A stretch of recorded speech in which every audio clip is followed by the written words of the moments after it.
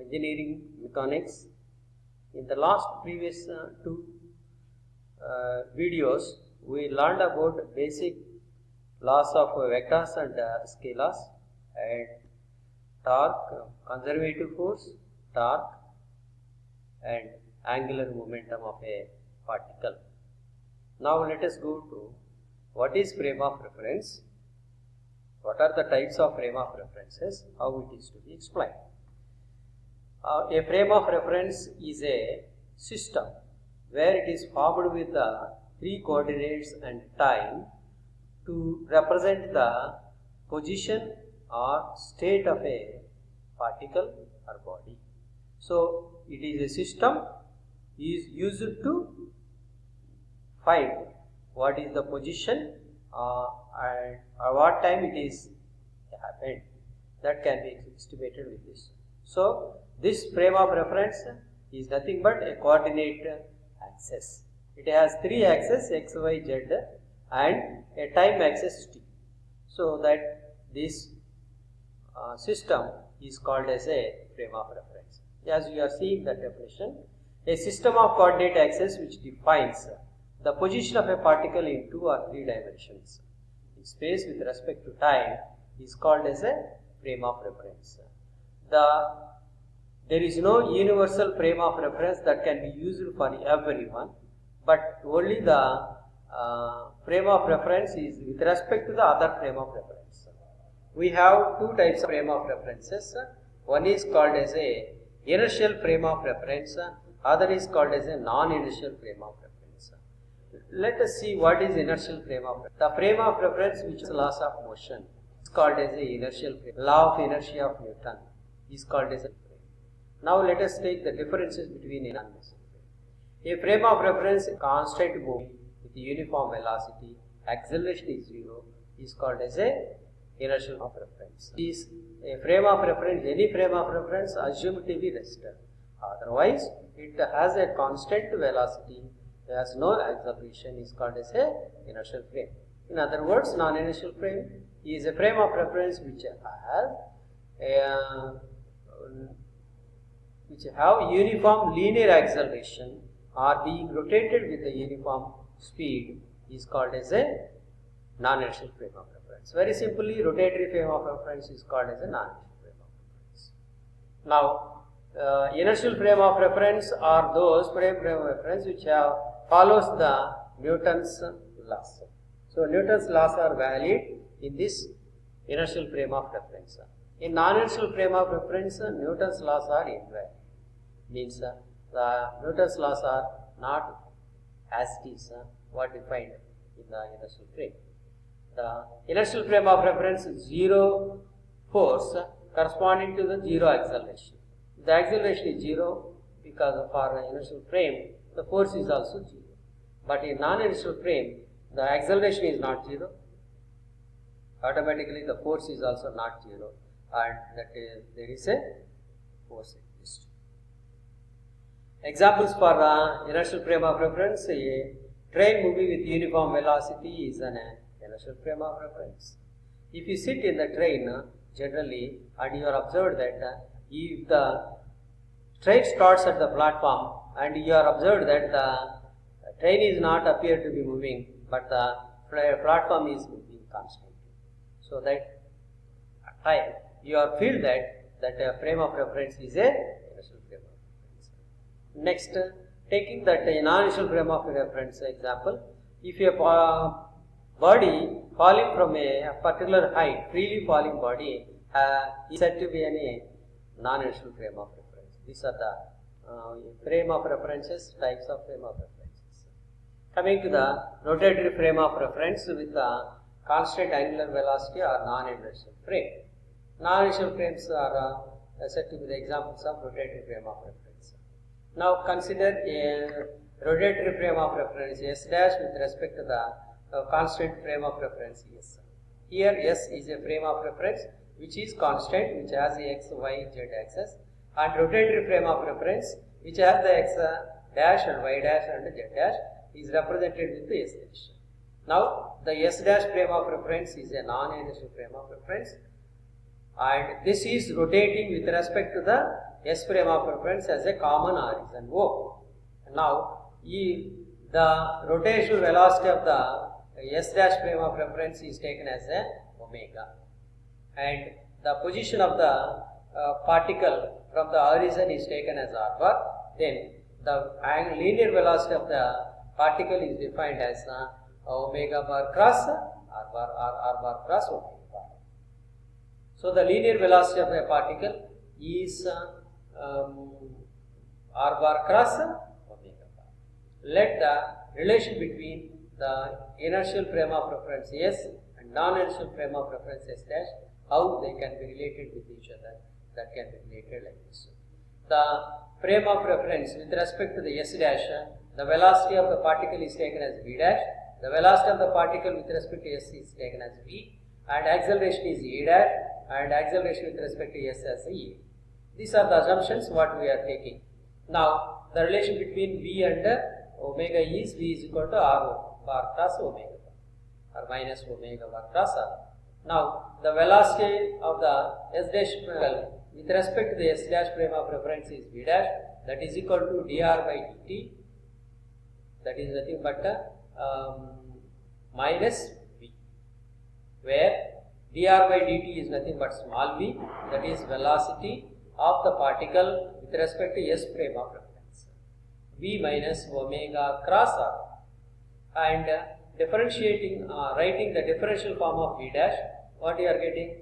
dr by dt, in which frame of reference? V dash means S dash frame of reference.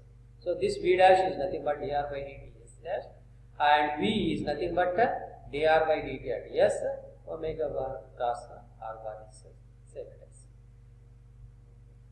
Now, this can be simplified further. If you can take this negative term into that side, what will happen?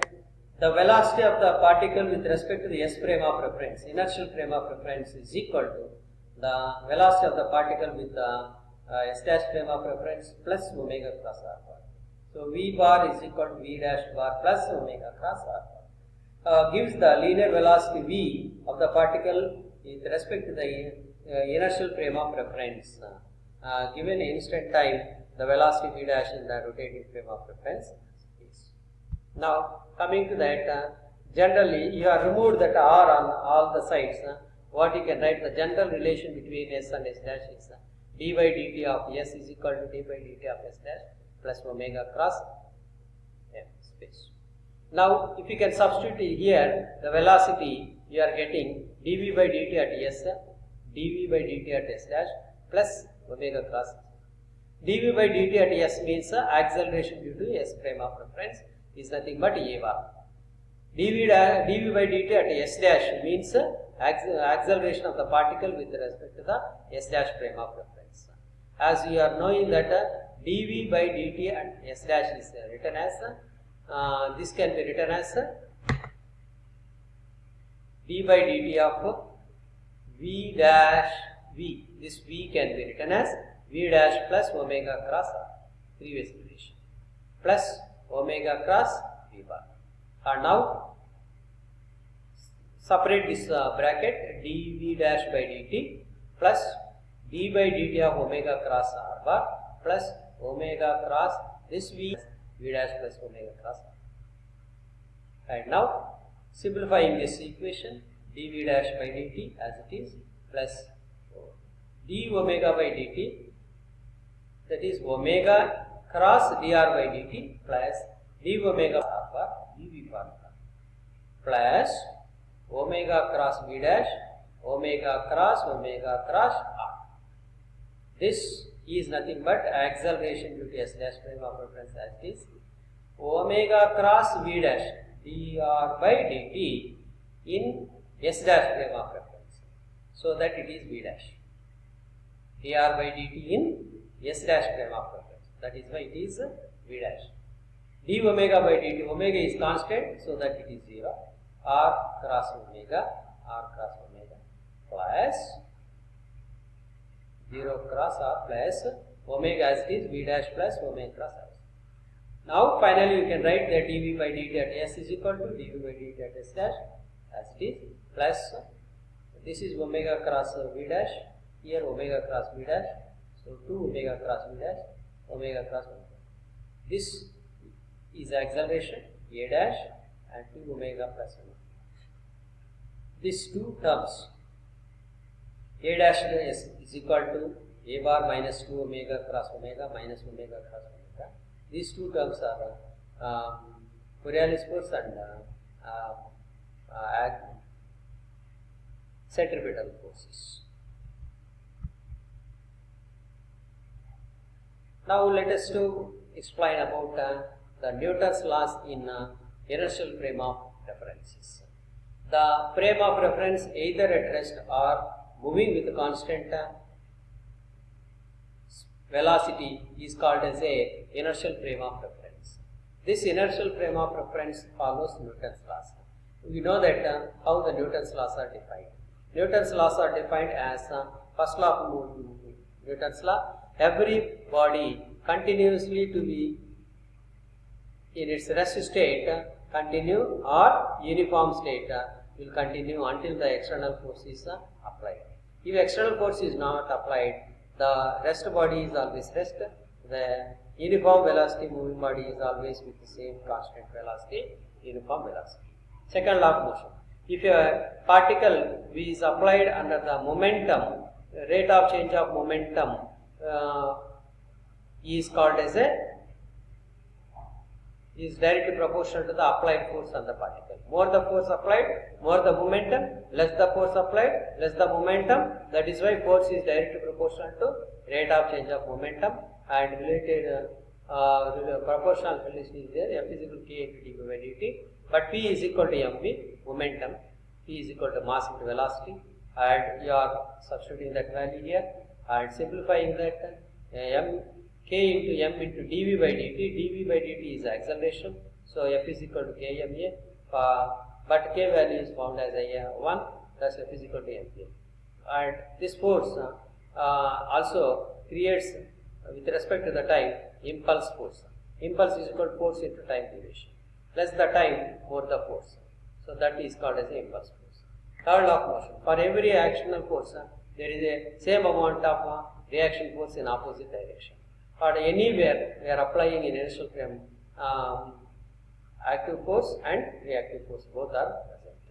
Now let us take explaining the Newton's laws in non-inertial frame of reference. Non-inertial frame of reference is a frame of reference which has acceleration, non-uniform acceleration, and so that acceleration is taken as a dash. So F is equal to ma in uniform inertial frame of reference, and in the case of non-inertial frame of reference, F rotation is equal to m a rotation. A rotation is nothing but a dash. So substituting that a dash here, a minus 2 omega cross b minus omega cross r, and separating this, we have F rotational force, that is force in non-inertial frame is equal to force in inertial frame plus force is Fichteau-Diaz force. This Fichteau-Diaz force is a sum of these two, minus 2 omega cross b bar minus m omega cross r. And this Fichteau-Diaz force is the sum of two forces, what are called as a normal force and imaginary force, called as a Fichteau-Diaz force.